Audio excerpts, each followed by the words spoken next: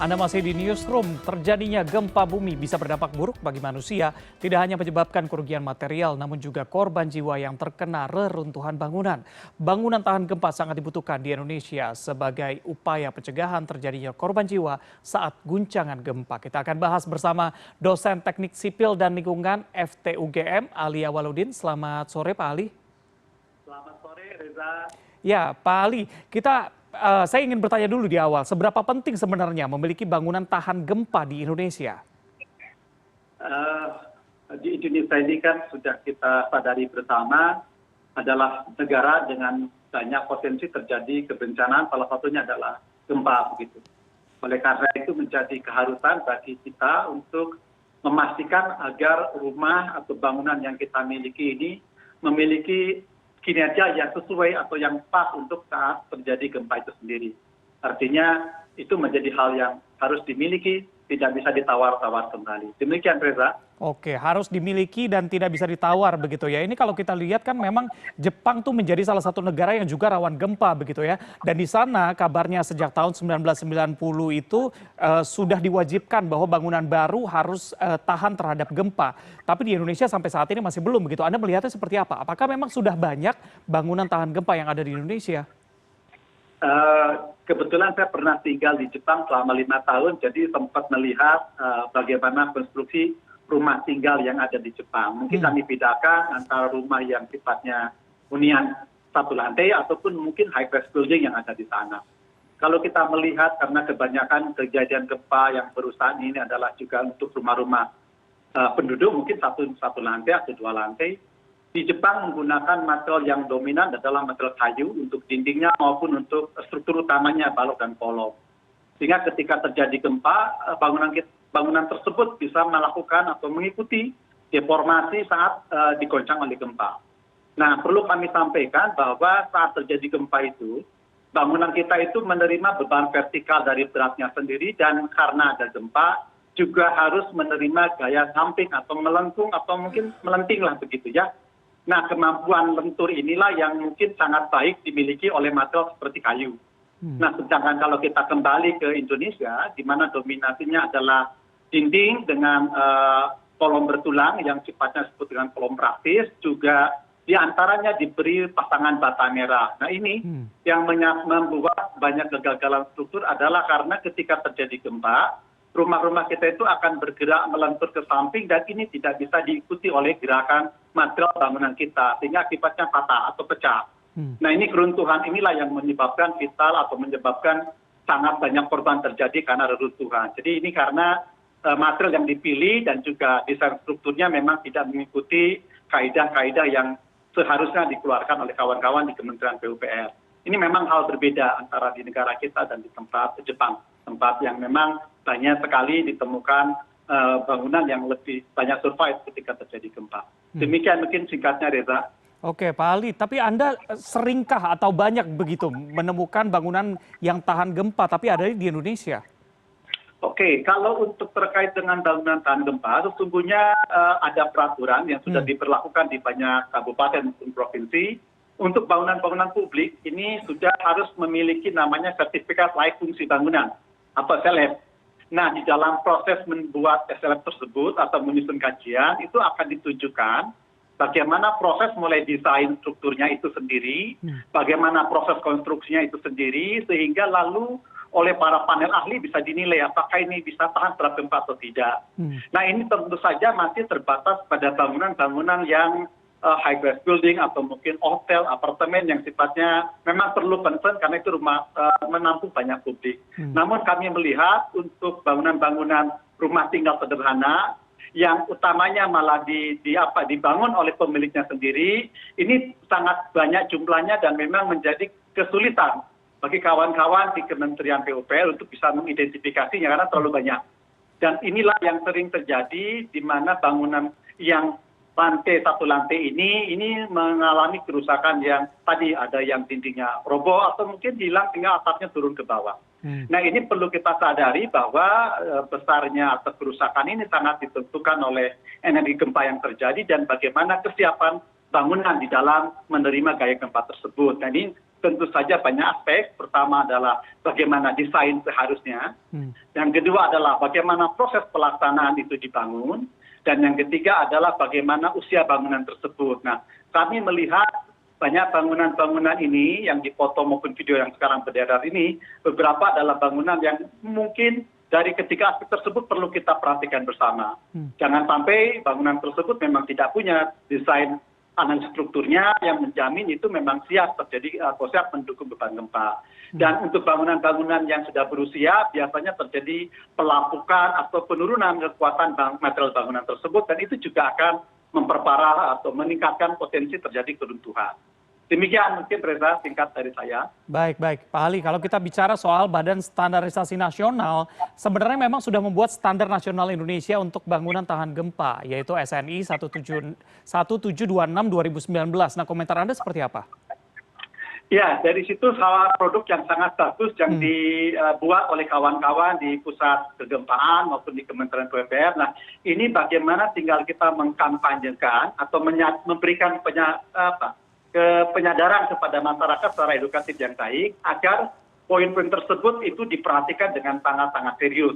Tentu saja kami berharap agar dari pemerintah baik pusat maupun daerah memberikan training pemadai kepada semua pekerja bangunan termasuk tukang-tukang yang ada di banyak lokasi agar mereka selalu memperhitungkan praktek-praktek bangunan yang memang itu baik terhadap kegempaan kita. Jadi ini hal yang tidak bisa lagi diperbolehkan bahwa satu buah tukang itu tidak memiliki sertifikat ataupun tidak memiliki pengalaman teruji dalam hal membangun rumah. Karena akan terus seperti ini menjadikan banyak korban akan terus terjadi saat terjadi gempa. Demikian, Pak Reza. Baik, Pak Ali, kalau kita bicara mengenai daerah begitu ya, daerah mana saja yang menjadi prioritas pembangunan tahan gempa? Apakah ada daerah tertentu atau justru seluruh Indonesia seharusnya memang sudah membangun bangunan yang tahan gempa semuanya?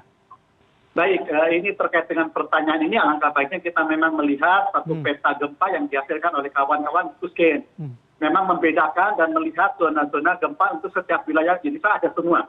Nah sebaiknya kawan-kawan yang lalu di kabupaten maupun di provinsi memang menyadarkan kepada masyarakat bersama perlunya mempraktekkan melihat kondisi kegempaan dan menuangkannya di dalam desain bangunan tersebut. Nah ini mungkin saya kira ini tidak bisa kita perbolehkan kembali untuk pembangunan-pembangunan yang tidak memiliki desain standar yang memenuhi kaidah teknik yang benar.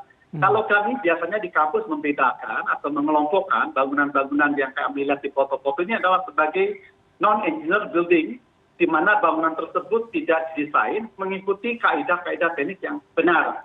Sehingga sangat dimungkinkan potensinya akan sangat tinggi mengalami keruntuhan saat terjadi gempa. Dan ini kita perlu menyadari bersama lokasi kita dibangun atau gedung kita dibangun, disitulah kegempaannya harus kita selidiki dan kita gunakan di dalam desain itu sendiri. Demikian, Reza. Pak Ali, kalau tadi Pak Ali cerita bahwa Anda pernah tinggal di Jepang begitu dan kita tahu Jepang sebagai negara yang sering gempa, banyak bangunan tahan gempa di sana. Tapi kalau kita lihat dari bentuk bangunannya, apakah model atau bentuk bangunannya bisa juga diterapkan di Indonesia atau justru setiap daerah harus punya model bangunan tahan gempanya masing-masing, Pak Ali? Baik Reza, ini saya jadi teringat kembali waktu kami mendampingi kawan-kawan di Lombok, gempa Lombok tahun 2018. Saat itu ada sekitar 16 model rumah yang dihadirkan. Saking kita mencari bentuk rumah yang paling nyaman buat masyarakat penyintas begitu, dan yang paling ekonomis maupun yang paling proper. Menurut saya pribadi, untuk jenis model dan tipikal bentuk rumah itu, yang utama adalah tidak boleh ada lagi tawar-menawar terkait dengan persyaratan kegempaannya. Jadi harus memenuhi kaidah itu. Sedangkan aspek lainnya saya kira silakan selama itu tidak begitu membahayakan bagi penduduk. Nah, ini hal yang utama kalau saya sampaikan, yang utama adalah tidak boleh ada tawar-menawar dalam sistem struktur kegempaannya itu memang harus dipenuhi dulu. Selebihnya mungkin nanti bisa disesuaikan dengan konteks lokalitasnya pun tidak ada masalah. Selama memang kita perlu memikirkan aspek life safety-nya atau keselamatan penghuninya. Memang tadi contoh, tadi melihat Reza menunjukkan ada kemungkinan lampu yang jatuh atau almari yang juga lalu akan jatuh karena ada gempa. Nah, memang hal ini menjadi hal yang menjadi skup dari sertifikat layak fungsi bangunan. Jadi seluruh material yang atau komponen bangunan yang berpotensi mengalami keruntuhan itu seluruhnya harus diamankan lebih dulu sebelum gempa itu terjadi. Nah, mungkin ini hal yang harus kita mulai budayakan agar kita siap, dan juga kalau saya menyebut di Indonesia ini kita itu selamanya bersamaan dengan gempa, jadi selalu harus menyiapkan 5 hal yang tadi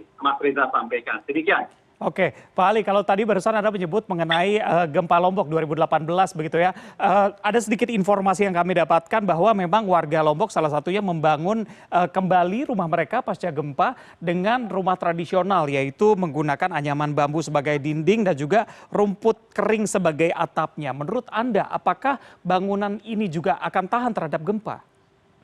Baik Reza, mungkin dari pertanyaan tersebut saya ilustrasikan sederhana ini. Jadi ketika kita terjadi bangunan mengalami gempa, maka gaya gempa itu akan berbanding lurus atau proporsional dengan berat bangunannya.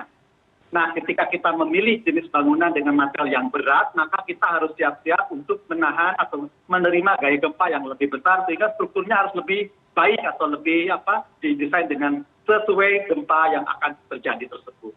Sedangkan kalau kita melihat bangunan-bangunan yang terbuat dari material ringan seperti kayu dan bambu, itu tentu saja memiliki massa bangunan yang lebih rendah. Dan kelebihannya adalah kalau kita mungkin bandingkan kekuatan, kita menyebutnya dalam bahasa kampus adalah rasio kekuatan terhadap berat dari bangunan atau material bangunan. Nah, ini rasio kekuatan dibagi dengan beratnya ini sangat tinggi untuk material seperti kayu ataupun bambu. Kekuatannya tinggi tetapi density-nya rendah. Kalau kita lihat beton itu kan atau pasangan bata itu mungkin sekitar 2.200 kg per meter kubik. Sedangkan kayu itu mungkin hanya 700 kg per meter kubik.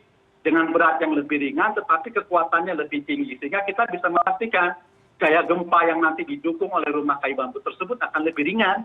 Sehingga lalu persyaratan kegempaannya menjadi lebih mudah untuk diakomodasi dibandingkan material yang lebih berat begitu. Oke, baik Pak Ali, mungkin ini terakhir yang juga jadi banyak pertanyaan adalah apa yang dilakukan dengan bangunan lama. Apakah ini bisa diadaptasi untuk tahan gempa atau justru kita harus membangun rumah kami kembali yang memenuhi standar SNI tadi? Ya, ini memang hal menjadi menarik setelah terjadi pasca bencana ini. Mungkin kalau kita di bidang bidang konstruksi bangunan ini seringkali selalu mencari data bagaimana bangunan tersebut dibuat, ada gambar DED-nya, detail engineer design-nya, lalu kita kembali mengevaluasi berdasarkan kondisi existing. Nah, lalu kita bisa memastikan atau kita bisa memprediksi apakah bangunan tersebut masih bisa berfungsi menahan gempa yang akan terjadi berikutnya atau tidak. Apabila kita melihat ada kemungkinan bisa dimanfaatkan dan bisa survive, maka itu bisa kita lakukan dengan namanya perbaikan atau retrofitting, begitunya perkuatan. Namun apabila sudah sangat sulit untuk bisa kita akomodasi dengan gempa yang akan berikutnya kita prediksi sesuai dengan zona wilayahnya, memang tidak ada pilihan selain lalu mendemolis dan mengganti dengan yang baru. Nah, ini mungkin kalau menurut saya pribadi ini sebaiknya kita mulai menghindari pemanfaatan pasangan bata pada bangunan-bangunan rumah kita, karena betul-betul itu tidak sesuai atau tidak memiliki fleksibilitas yang cukup saat terjadi kegempaan. Atau kalau memang terpaksa memang perlu ada treatment tersendiri, ada hal-hal misalkan contoh biasanya pasangan bata itu selalu diberi beberapa besi yang mengangkerkan atau menyambungkan ke elemen strukturnya, balok atau kolomnya, sehingga kalau terjadi deformasi, dia bisa ikut bersama deformasi tersebut. Nah, saya kira ini menjadi penting, case demi case, apakah bangunan yang saat ini terjadi kerusakan tersebut bisa kita perbaiki, atau memang itu bisa kita ganti baru. Nah, ini semua sifatnya case demi case, secara umum bisa kita retrofitting bila atau kita perkuat, bila dimungkinkan masih. Nanti tentu saja dari kawan-kawan yang menekuni bidang struktur bangunan, konstruksi bangunan, yang akan memberikan rekomendasi. Apakah akan lalu didemolis menjadi baru, atau diperbaiki dengan beberapa perkuatan, sehingga ketika lalu nanti kalau ada gempa berikutnya ini bisa berperilaku lebih baik dan juga menjamin keselamatan penghuninya yang ada di sana. Demikian, Reza. Baik. Terima kasih atas informasinya yang memang sudah sangat mendetail diberikan kepada kami begitu ya, dosen teknik sipil dan lingkungan FTUGM Ali Awaludin. Terima kasih sudah bergabung bersama kami sore ini di CNN Indonesia Newsroom. Selamat sore.